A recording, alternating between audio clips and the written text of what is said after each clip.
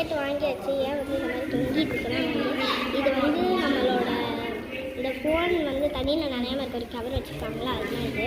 சரி okay guys, light colour போயிட்டு பார்க்குறேன். நிறைய ஸ்டாச்சஸ் வச்சுருக்காங்க. ஸ்டாச்சஸும்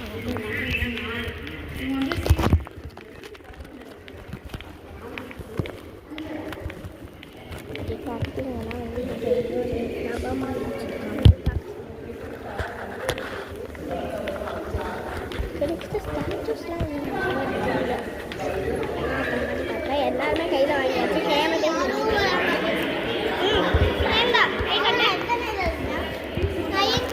எவ்வளோ இருக்கான்னு பார்ப்போம். 90 ஹேமந்த் எவ்வளோடா இருக்கு? 110 12 இல்லை